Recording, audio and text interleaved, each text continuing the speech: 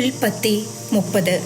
യാക്കോബിന് മക്കളെ നൽകാൻ തനിക്ക് സാധിക്കുന്നില്ലെന്ന് കണ്ടപ്പോൾ റാഹേലിന് തൻ്റെ സഹോദരിയോട് അസൂയ തോന്നി. അവൾ യാക്കോബിനോട് പറഞ്ഞു, എനിക്കും മക്കളെ തരിക, അല്ലെങ്കിൽ ഞാൻ മരിക്കും. യാക്കോബ് കോപിച്ച് അവളോട് പറഞ്ഞു, ഞാൻ ദൈവത്തിൻ്റെ സ്ഥാനത്താണോ? അവിടുന്നല്ലേ നിനക്ക് സന്താനം നിഷേധിച്ചിരിക്കുന്നത്? അവൾ പറഞ്ഞു, ഇതാ എൻ്റെ പരിചാരികയായ ബിൽഹ, അവളെ പ്രാപിക്കുക. അവളുടെ സന്താനത്തെ അവൾ എൻ്റെ മടിയിൽ വയ്ക്കും.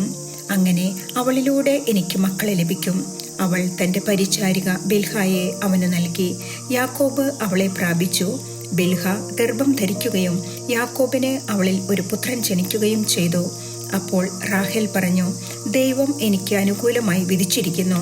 എൻ്റെ പ്രാർത്ഥന കേട്ട് എനിക്കൊരു പുത്രനെ നൽകിയിരിക്കുന്നു. അതുകൊണ്ട് അവൾ അവന് ദാൻ എന്നു പേരിട്ടു. റാഹേലിൻ്റെ പരിചാരികയായ ബിൽഹ വീണ്ടും ഗർഭിണിയായി. അവളിൽ യാക്കോബിന് രണ്ടാമതൊരു പുത്രൻ കൂടി ജനിച്ചു. റാഹേൽ പറഞ്ഞു, എൻ്റെ സഹോദരിയുമായി കടുത്ത മത്സരം നടത്തി ഞാൻ ജയിച്ചിരിക്കുന്നു. അവൾ അവനെ നഫ്താലി എന്ന് വിളിച്ചു.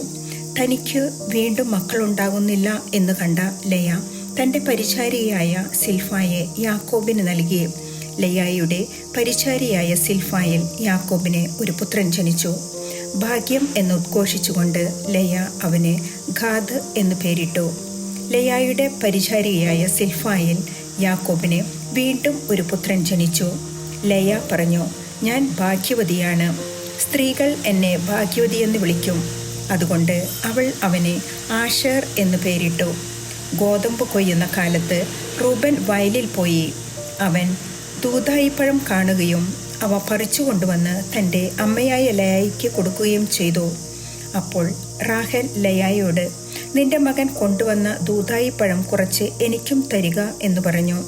ലയ കയർത്തു പറഞ്ഞു, എൻ്റെ ഭർത്താവിനെ കൈയടക്കി വെച്ചിരിക്കുന്നത് പോരെ? എൻ്റെ മകൻ്റെ ദൂതായിപ്പഴവും നിനക്ക് വേണം. റാഹേൽ പറഞ്ഞു, നിന്റെ മകൻ്റെ ദൂതായിപ്പഴത്തിന് പ്രതിഫലമായി അദ്ദേഹം ഇന്ന് രാത്രി നിന്റെ കൂടെ ശയിച്ചു കൊള്ളട്ടെ.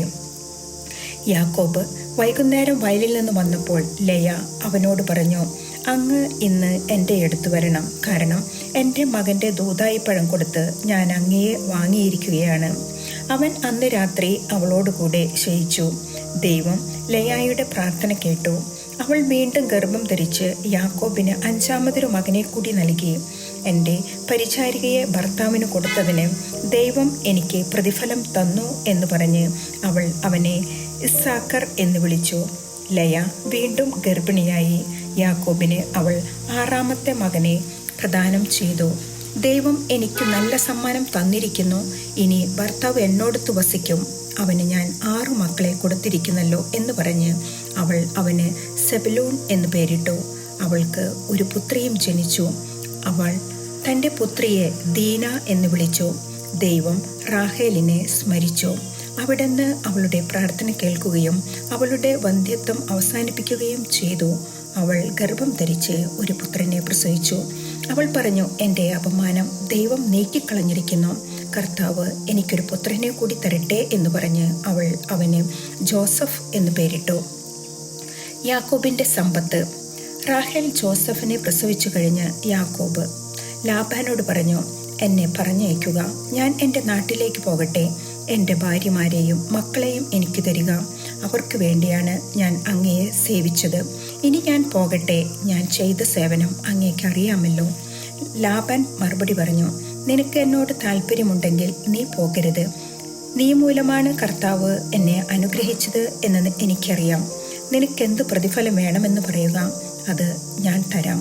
യാക്കോബ് അവനോട് പറഞ്ഞു, ഞാൻ എപ്രകാരം അങ്ങേക്കു വേണ്ടി ജോലി ചെയ്തെന്നും എൻ്റെ മേൽനോട്ടത്തിൽ അങ്ങയുടെ ആടുമാടുകൾ എത്ര പെരുകിയെന്നും അങ്ങേക്കറിയാമല്ലോ. ഞാൻ വരുന്നതിനു മുൻപ് വളരെ കുറച്ചു ആടുകളെ അങ്ങേക്കുണ്ടായിരുന്നുള്ളൂ. ഇപ്പോൾ അവ വളരെ പെരുകിയിരിക്കുന്നു. ഞാൻ പോയിടത്തെല്ലാം കർത്താവ് അങ്ങയെ കടാക്ഷിച്ചിരിക്കുന്നു. ഇനി എൻ്റെ കുടുംബത്തിനു വേണ്ടി എന്നാണ് ഞാൻ എന്തെങ്കിലും സമ്പാദിക്കുക? ലാബാൻ ചോദിച്ചു, ഞാൻ നിനക്ക് എന്തു തരണം? യാക്കോബ് പറഞ്ഞു, അങ്ങ് എനിക്ക് ഒന്നും തരേണ്ട. ഞാൻ പറയുന്ന വ്യവസ്ഥ സ്വീകരിക്കാമെങ്കിൽ ഇനിയും അങ്ങയുടെ ആടുകളെ ഞാൻ മേയിച്ചു കൊള്ളാം. അങ്ങയുടെ ആട്ടിൻകൂട്ടത്തിൽ നിന്ന് പൊട്ടോ പുള്ളിയോ ഉള്ള ആടുകളെയും കറുത്ത ചെമ്മരിയാടുകളെയും പൊട്ടോ പുള്ളിയോ ഉള്ള കോലാടുകളെയും ഞാൻ വേർതിരിക്കാം. അവ എൻ്റെ പ്രതിഫലമായിരിക്കട്ടെ. മേലിൽ അങ്ങ് എൻ്റെ പ്രതിഫലം പരിശോധിക്കുമ്പോൾ എൻ്റെ വിശ്വസ്തത അങ്ങയ്ക്ക് ബോധ്യമാകും. എൻ്റെ കോലാടുകളിൽ പൊട്ടോ പുള്ളിയോ ഇല്ലാത്തതും ചെമ്മരിയാടുകളിൽ കറുപ്പില്ലാത്തതും കണ്ടാൽ അവ മോഷ്ടിക്കപ്പെട്ടതായി കണക്കാക്കാം. ലാബാൻ പറഞ്ഞു, ശരി, നീ പറഞ്ഞതുപോലെ തന്നെയാകട്ടെ. അന്ന് തന്നെ ലാബാൻ പൊട്ടോ പുള്ളിയോ ഉള്ള എല്ലാ മുട്ടാടുകളെയും പെണ്ണാടുകളെയും വെളുത്ത മറുകുള്ള എല്ലാ ആടുകളെയും കറുത്ത ചെമ്മരിയാടുകളെയും വേർതിരിച്ച് അവയെ തൻ്റെ പുത്രന്മാരെ ഏൽപ്പിച്ചു. ബാക്കിയുള്ള ആടുകളെ യാക്കോബിനെ ഏൽപ്പിച്ചു.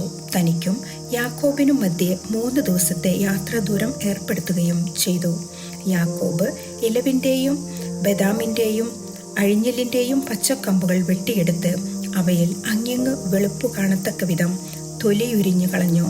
താൻ തൊലിയുരിഞ്ഞു മാറ്റിയ കമ്പുകൾ ആടുകൾ വെള്ളം കുടിക്കുന്ന പാത്തികളിൽ അവയുടെ മുമ്പിൽ അവൻ കുത്തി നിർത്തി. വെള്ളം കുടിക്കാൻ വരുമ്പോഴാണ് അവ ഇണചേരാറുള്ളത്. ആടുകൾ ഈ കമ്പുകളുടെ മുമ്പിൽ ഇണചേർന്നു. അവയ്ക്ക് പൊട്ടും പുള്ളിയും വരയുമുള്ള കുട്ടികളുണ്ടായി. യാക്കോബ് ചെമ്മരിയാടുകളെ വേർതിരിച്ച് ലാബാന്റെ കൂട്ടത്തിലെ വരയുള്ളതും കറുത്തതുമായ ആടുകളുടെ നേരെ നിർത്തി. തൻ്റെ കൂട്ടത്തെ ലാബാന്റേതിനോട് ചേർക്കാതെ മാറ്റി നിർത്തുകയും ചെയ്തു. കൊഴുത്ത ആടുകൾ ഇണചേരുമ്പോൾ അവൻ ഈ കമ്പുകൾ അവയുടെ കൺമുമ്പിൽ പാത്തികളിൽ വയ്ക്കും. തന്മൂലം കമ്പുകൾക്കിടയിൽ അവ ഇണചേർന്നു. എന്നാൽ മെലിഞ്ഞവ ഇണചേർന്നപ്പോൾ അവൻ കമ്പുകൾ നാട്ടിയില്ല. അങ്ങനെ മെലിഞ്ഞവ ലാബാന്റേതും കരുത്തുള്ളവ യാക്കോബിൻ്റേതുമായി. ഇപ്രകാരം യാക്കോബ് വലിയ സമ്പന്നനായി. അവന് ധാരാളം ആടുകളും ദാസീദാസന്മാരും ഒട്ടകങ്ങളും കഴുതകളും ഉണ്ടായി.